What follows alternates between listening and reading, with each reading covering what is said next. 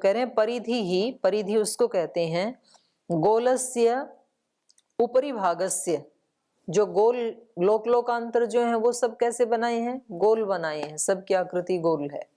सूर्य भी गोल, चंद्रमा भी गोल, पृथ्वी भी गोल, और भी नक्षत्र जो है वो सब गोल हैं। तो गोल जो होता है वो पूर्णता का प्रतीक होता है, चाहे वो एक बिंदु है या सर्कल है तो पूर्ण हो गया ना, और उसका हर पॉइंट पूर्ण होता है। आप जहां से भी शुरू करेंगे आप वहीं आके पहुंच जाएंगे। तो कहीं से भी आप शुरू कर लो तो वो ही उसका आदि बन जाएगा। तो इसलिए इन्होंने कहा परिधि उसको कहते हैं गोलस्य ऊपरी भागस्य, जो भी गोल है माने जो भी कोई पदार्थ परमात्मा ने बनाया है, ग्रह उपग्रह आदि जो बनाई हैं, उनका जो ऊपर वाला भाग है, ऊपरी भागस्य यावता सूत्रेण परिवेष्टनम भवति, जितने सूत्रों से उसका परिवेष्टन किया है, परिवेष्टन कहते हैं लपेटना, तो जितने सूत्र उसके ऊपर लपेटे गए हैं, परिवेष्टनम भवति सपरिधि जेय, उसको परिधि मानना चाहिए। मतलब कोई गोल चीज है और उसके ऊपर आपने, जैसे ये सूत्र है तो ऐसे लपेट देते हैं ना, तो ये कितना लपेटे मारे, तो जो भी बना है उसके चारों तरफ 7 लपेट हैं, 7 परिधियां हैं। जैसे पृथ्वी है तो पृथ्वी के ऊपर भी 7 लेयर्स हैं, ऐसे सूर्य के ऊपर भी, चंद्रमा के ऊपर भी, सबके जो भी बनाया परमात्मा ने उन सब के ऊपर 7 लेयर्स हैं। अस्य ब्रह्मांडस्य ब्रह्मांड अंतर्गत लोकानां वा सप्त सप्त परिधयः भवन्ति। ये महर्षि दयानंद कह रहे हैं, मैं नहीं कह रही हूँ। कह रहे हैं अस्य ब्रह्मांडस्य, ये जो ब्रह्मांड है इसका, अर्थात ब्रह्मांड अंतर्गत लोकानां वा, ब्रह्मांड का अर्थ ही इन्होंने 2 किया है। ब्रह्मांड का मतलब एक तो पूरा का पूरा ऑल ओवर यूनिवर्स, उसको ब्रह्मांड का, दूसरा ब्रह्मांड अंतर्गत लोकानां वा, उस ब्रह्मांड के अंतर्गत आने वाले लोक लोकांतर, तो उसमें एक पृथ्वी लोक भी है, जैसे चंद्रलोक भी है, तो ऐसे ये उस ब्रह्मांड के उस पूरे यूनिवर्स के अंतर्गत आने वाले जो लोक हैं उसको भी ब्रह्मांड कहा। अस्य ब्रह्मांडस्य, इस ब्रह्मांड का, या ब्रह्मांड अंतर्गत लोकानां वा, या इस ब्रह्मांड के अंतर्गत आने वाले लोकों का, सप्त सप्त परिधय भवन्ति, 7 परिधियां होती हैं इनकी। जैसे पृथ्वी को ले रहे हैं ये, समुद्र एक परिधि, सबसे पहले पृथ्वी के ऊपर क्या है, जल। समुद्र एक, तदुपरि त्रसरेणु, उसके ऊपर त्रसरेणु, उसके ऊपर त्रसरेणु सहित समुद्र। दूसरा वायुर्द्वितीय, उसके ऊपर, पृथ्वी के ऊपर कौन सी लेयर है, दूसरी वायु। वायुर्द्वितीय, मेघमंडलम तत्रस्थ वायु तृतीय, और मेघमंडल और उस मेघमंडल में रहने वाला वायु तृतीय लेयर हो गई है। फिर वृष्टि जलम चतुर्थः, जो वृष्टि के रूप में जल बरसता है वो चौथी लेयर इस पृथ्वी के ऊपर। वृष्टि जलम चतुर्थः, तदुपरि वायु, उस जल के ऊपर वाली जो वायु पंचम है, वो पंचमी लेयर है। अत्यंत सूक्ष्म धनंजय षष्ठः, और उस वायु से भी ऊपर एक अत्यंत सूक्ष्म प्राण है जिसको धनंजय कहते हैं। अपने शरीर में भी है ना 10 प्राण, ऐसे ही यहाँ बाहर ब्रह्मांड में भी है। तो कह रहे हैं उससे ऊपर ये धनंजय जो है ये अत्यंत सूक्ष्म प्राण का नाम है। तो ये हो गया छठा। और सूत्रात्मा सर्वत्र व्याप्तः सप्तमश्च, और उसके भी ऊपर है एक सूत्रात्मा। सूत्रात्मा मतलब इसकी भी, पृथ्वी की भी एक चेतना है, तो उसको सूत्रात्मा कहा, तो वो 7वां। तो ऐसे यहाँ 7 लेयर हैं, और ऐसे ही वहां भी आए बिल्कुल ऐसा का ऐसा वर्णन। हाँ, उन्होंने बताया कि ये जो सत्व रज तम और मूल प्रकृति प्रकृतिर महान महतो अहंकारात पंच तन्मात्राणि उभयम इंद्रियम तन्मात्रेभ्य स्थूल भूतानि। तो पुरुष को छोड़ के स्थूल भूतानि यहाँ तक ये जितना भी मटेरियल है उसी से तो बना ना ये सब। तो ये कहाँ है और कितना है? तो उन्होंने बताया कि ये आकाश में 56 करोड़ योजन, 56 करोड़ योजन, 56 करोड़ है या 56,000 करोड़ है? उस दिन तो मेरे को याद था, आज थोड़ा कंफ्यूजन है। इतने योजन में है ये सारा रॉ मटेरियल, और उसके ऊपर उससे 10-10 गुना ज्यादा 7 लेयर्स हैं। उस सारे को कहा ब्रह्मांड, और वो जब टूटा तब ये सृष्टि बनी, ऐसा वहां पे वर्णन है ब्रह्मांड। उसमें अपन पढ़ते हैं ना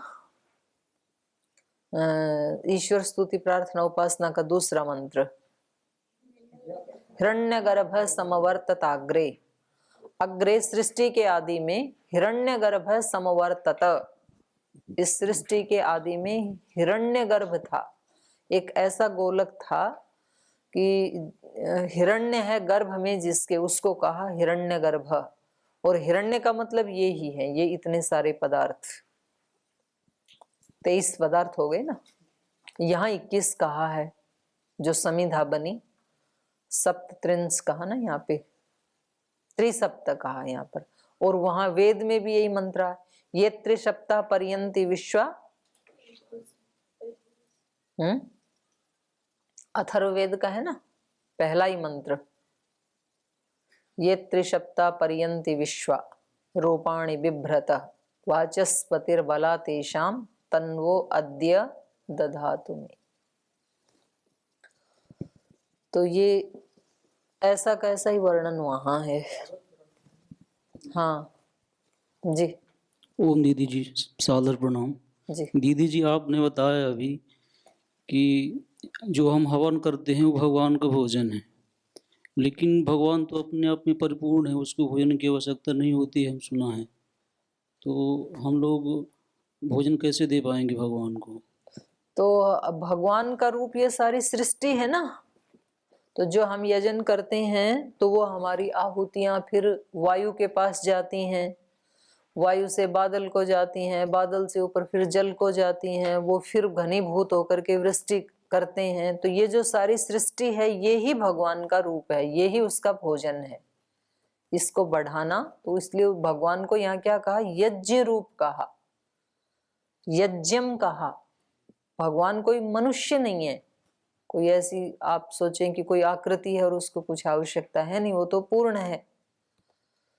तो यहाँ पर भगवान का कैसा स्वरूप है, यज्ञ रूप बताया, उसको यज्ञ रूप बताया, पशु रूप बताया। यज्ञम अतन्वत वेद मंत्र कह रहे हैं ना, यज्ञम अतन्वत देवों ने ये बताया ना, यत पुरुषेण हविषा देवा यज्ञम अतन्वत, यज्ञ को विस्तृत किया। तो यहाँ परमात्मा का रूप ही यज्ञ रूप कहा है। तो हम यज्ञ के माध्यम से उसको देते भी हैं और लेते भी हैं, और देने में ही लेना छिपा हुआ है।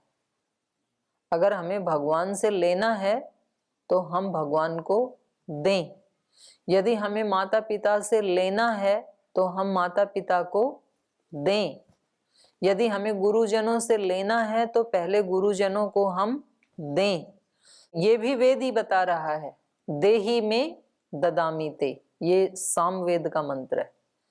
न मे देहि न ते दधे, मुझे दो तो मैं आपको वापस दूंगा, नहीं दोगे तो नहीं मिलेगा। धरती कहती है मैं आपको दूंगी,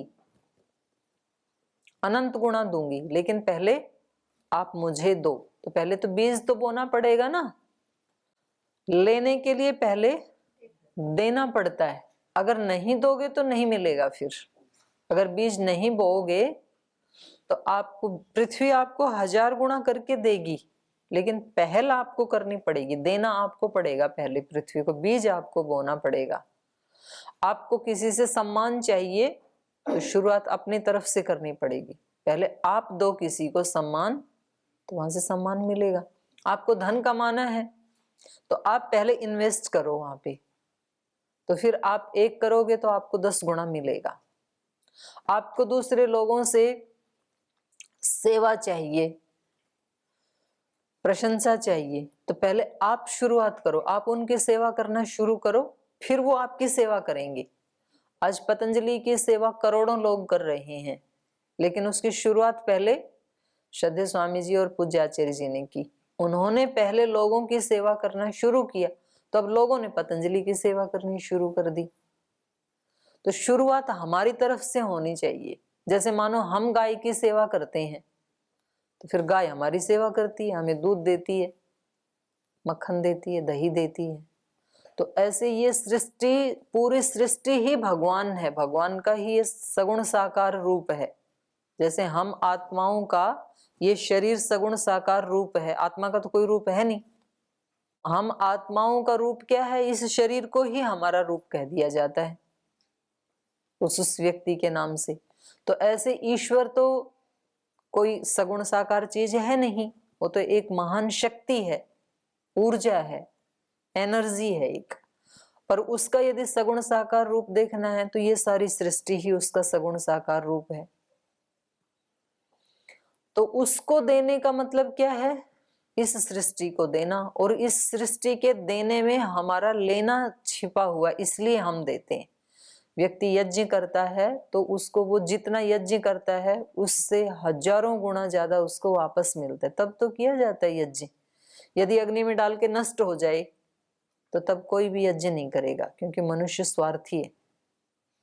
तो बड़े बड़े, जितना बड़ा यज्ञ किया जाएगा उतना बड़ा उसका प्रतिफल।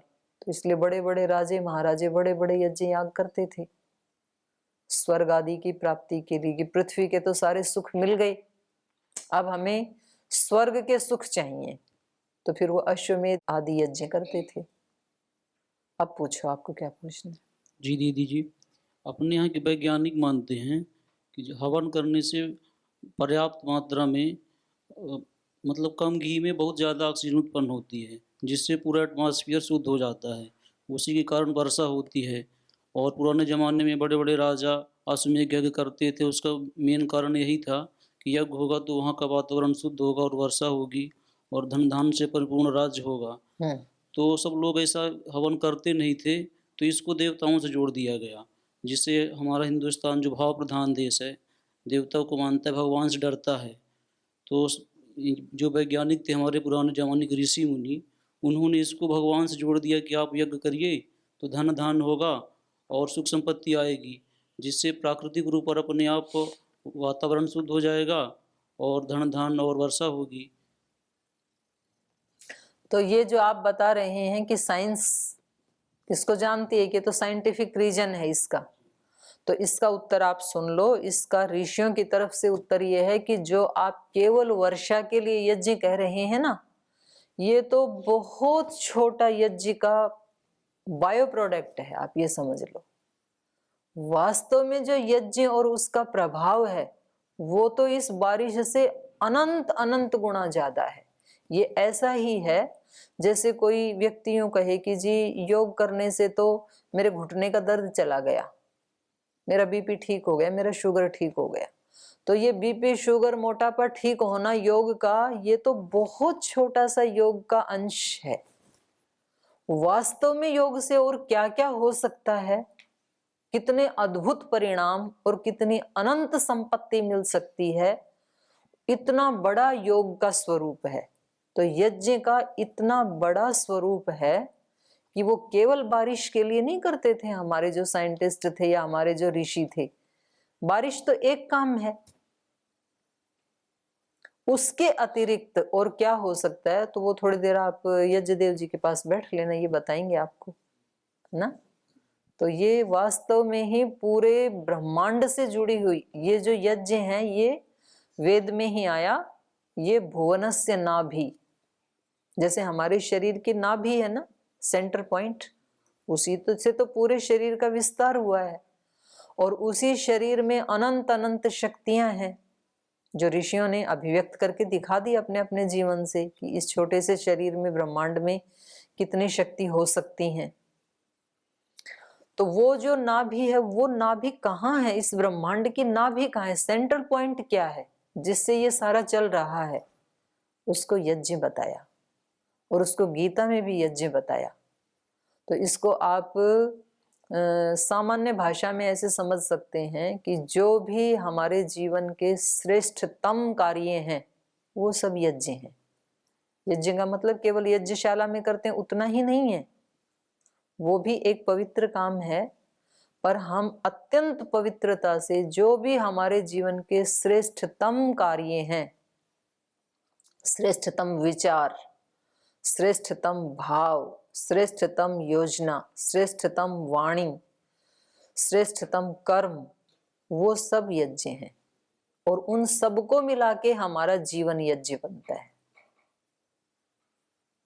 और ये सारी सृष्टि भी यज्ञ रूप है। ऐसे वेद ने भी बताया, ऐसे गीता ने भी बताया, ऐसे सब महापुरुषों ने बताया। गीता में कहा सह यज्ञ प्रजा सृष्ट्वा पुरोवाच प्रजापति अनेन प्रसविष्यध्वम एष वह अस्तु इष्ट काम दुख। कह रहे यज्ञ मैंने एक बार रच दिया है, भगवान जी कह रहे हैं गीता में, और तुम भी अब यज्ञ के द्वारा इस यज्ञ को बढ़ाना। यज्ञ को किससे बढ़ाया जा सकता है? यज्ञ से ही बढ़ाया जा सकता है। इसलिए यहां भी कहा, अगला मंत्र जो आ रहा है, यज्ञेन यज्ञम अयजंत। यज्ञ के द्वारा यज्ञ को यजन करते हुए, यज्ञ के द्वारा, ये तो हम मनुष्यों के लिए आ गया, देवताओं के लिए, ऋषियों के लिए आ गया। और यज्ञम अयजंत, यज्ञ को यजन करते हैं। तो यहाँ दूसरा जो यज्ञ है वो परमात्मा के लिए है। यज्ञ माने यज्ञ रूप परमात्मा को, वो आएगा, वहीं पढ़ लेंगे अगले मंत्र में, ठीक है। तो चलिए आगे, जो 7 बताए थे लेयर वो इन्होंने बता दिया। सूत्रात्मा सर्वत्र व्याप्त सप्तमश्च एवं एकैकम अस्योपरि सप्त सप्त आवरणानि स्थितानि सन्ति। तो कह रहे हैं इस प्रकार से एक एक जो लोक बनाया, ये तो एक पृथ्वी लोक का बताया यहाँ पर। तो महर्षि दयानंद कह रहे हैं एवं इसी प्रकार एकैकम अस्योपरि, एक एक जो है उसके ऊपर सप्त सप्त आवरणानि स्थितानि सन्ति। जो भी लोक लोकांतर बनाए हैं उनके ऊपर 7-7 आवरण हैं, 7-7 ढक्कन है, परिधियां हैं। तस्मात् ते परिधयः विज्ञेया, इसलिए उन आवरण रूप में है, इसलिए उनको क्या कह दिया? परिधि कह दिया। तस्मात् ते परिधयः विज्ञेया, इसलिए उनको परिधि जान लेना चाहिए। फिर आगे जो कहा त्रिसप्त समिध कृता, इस यज्ञ को आगे बढ़ाने के लिए त्रिसप्त अर्थात 21 समिधाएं बनाई। कृता मतलब बनाई। 21 पदार्थाः सामग्र्यस्य चास्ति, इस यज्ञ को आगे बढ़ाने के लिए 21 समिधाएं हैं। कौन सी हैं वो? प्रकृतिर महत् बुद्ध्याद्यन्तःकरणं जीवश्च एषा एका सामग्री परम सूक्ष्मत्वात्। एक सामग्री तो है सूक्ष्म सामग्री, तो उसमें क्या आता है? प्रकृति मतलब मूल प्रकृति, और महत्, महत् मतलब बुद्ध्यादि अंतःकरणम, महतत्व जिसको कहते हैं। तो मूल प्रकृति और बुद्धि और जीव, ये तो सूक्ष्म है।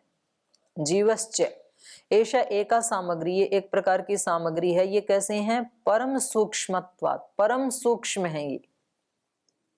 और आगे 10 इंद्रियाणि, 10 इंद्रियों में श्रोत्रम त्वक चक्षुः जिह्वा नासिका वाक् पादौ हस्तौ पायुपस्थम च इति, माने 5 ज्ञानेन्द्रियां, 5 कर्मेंद्रियां, तो कुल मिला के हो गई 10 ये और 3 ऊपर वाले, कितने हो गए? 13। शब्द स्पर्श रूप रसगंधाः पंच तन्मात्राः, और शब्द स्पर्श रूप रसगंध ये 5 तन्मात्राएं, 13 और 5 18। पृथिव्यापस तेजो वायु आकाशम इति पंचभूतानि मिलित्वा च 10 भवन्ति। ऊपर वाले जो 3 थे उसको इन्होंने एक सूक्ष्म सामग्री मान लिया, तो एक मानेंगे उसको। जीवश्च एका सामग्री, ऐसे कहा ना, एका सामग्री परम सूक्ष्मत्वात्। एक वो 10 इंद्रियां, ज्ञानेन्द्रियां और कर्मेंद्रियां 11, और 5 ये सूक्ष्म तन्मात्राएं 16, 11 और 5 16, और फिर ये 5 भूत, पृथ्वी व्यापस तेजो वायु आकाशमिति पंचभूतानि मिलित्वा च 10 भवन्ति। कौन से 10? 5 तन्मात्राएं और 5 ये, इनको कह करके 10 कह रहे हैं ये। तो 5 तन्मात्राएं, 5 स्थूल भूत, 10 इंद्रियां और 1 सूक्ष्म सामग्री, तो कुल मिला के कितने हुए? 21 हुए। एवं इस प्रकार सर्वा मिलित्वा एकविंशतिर् भवन्ति, तो इस प्रकार से ये 21 हो जाते हैं सब मिलकर के। अस्य ब्रह्मांड रचनस्य समिधः कारणानि विज्ञेयानि, इस ब्रह्मांड की रचना में, क्योंकि जब यज्ञ करते हैं तो घी भी किस में डाला जाएगा?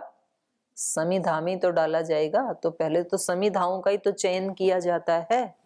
तो इस ब्रह्मांड को चलाने के लिए कितनी समिधाओं का चयन किया परमात्मा ने? 21। इन 21 समिधाओं से ये सारा ब्रह्मांड चल रहा है। 5 स्थूल भूत, 5 सूक्ष्म भूत, 10 इंद्रियां और 1 सूक्ष्म सामग्री है। सूक्ष्म सामग्री में आगे मूल प्रकृति, बुद्धि और जीव, जीवात्मा। तो इन सब को मिलाकर के ये ब्रह्मांड का यज्ञ चल रहा है 21 समिधाओं से।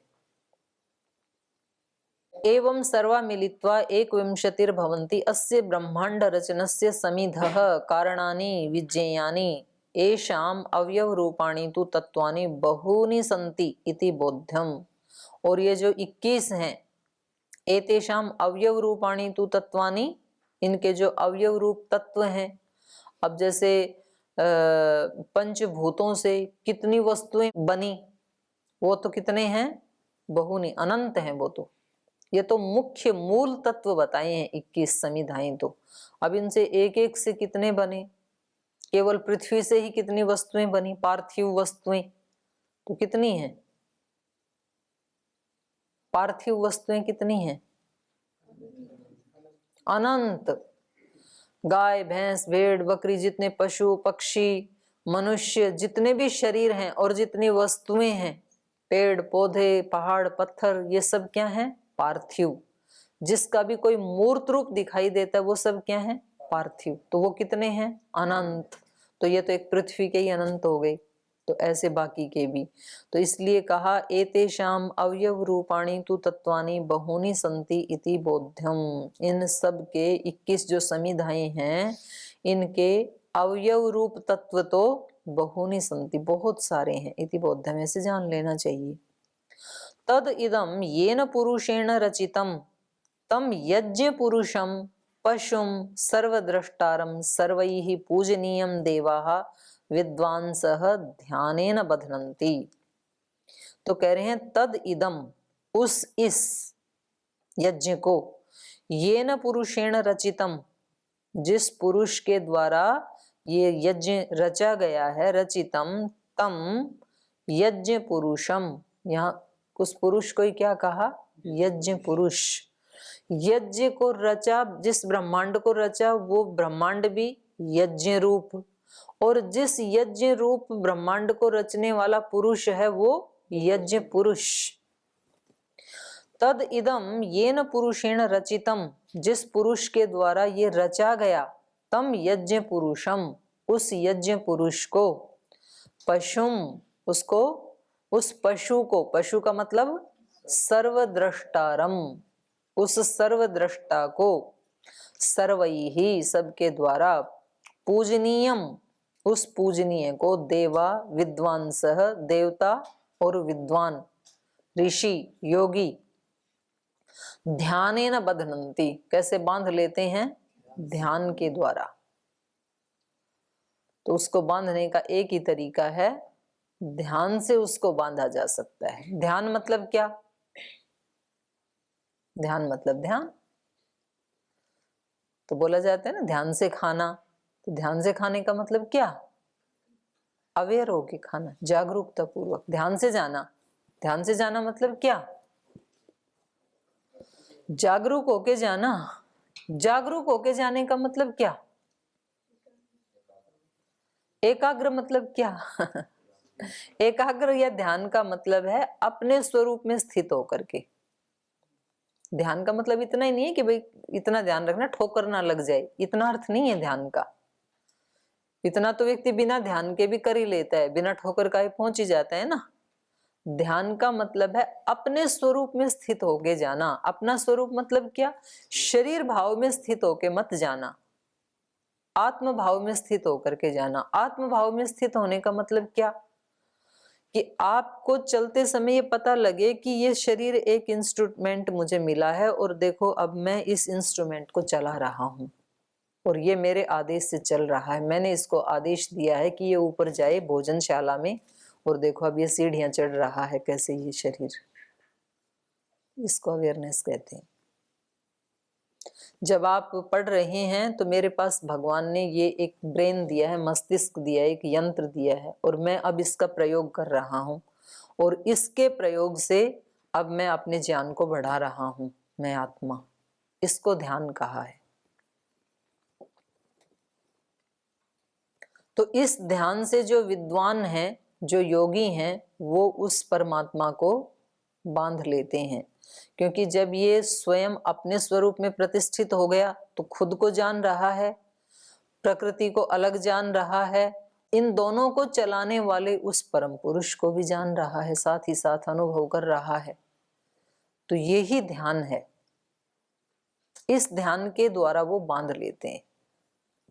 सर्वै विद्वांसः ध्यानेन पशुम, उस पशु को, सर्वद्रष्टारम ध्यानेन बध्नन्ति। तो वहां भी तो ऋत्विक लोग पशु को बांध लेते हैं ना यज्ञ में।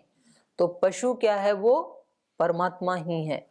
माने उस यज्ञ के द्वारा उस सर्वद्रष्टा को भी याज्ञिक लोग बांध लेते हैं। तो धरती का और जीवन का सबसे श्रेष्ठ काम क्या है? यज्ञ। यज्ञ वही श्रेष्ठतमम कर्म। और ये वहां भी आता है ना, एक जगह स्वस्ति वाचन के मंत्रों में भी आता है कहीं, तम विहाय ईश्वरत्वेन कस्यापि ध्यानम नैव बध्नन्ति। नहीं बध्नन्ति माने नैव कुर्वन्ति इत्यर्थ।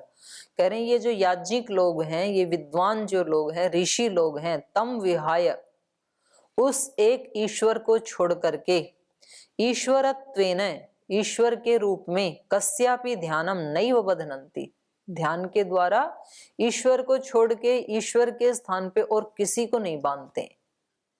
माने ईश्वर के अलावा कोई उनका उपास्य नहीं है। ध्यान के द्वारा, ध्यान के द्वारा वो केवल ईश्वर को ही बांधते हैं, बाकी किसी को नहीं बांधते हैं। तो ये 15वां मंत्र हमारा समाप्त हुआ। शेष आगे कल पढ़ेंगे। आज यहीं विराम लेते हैं।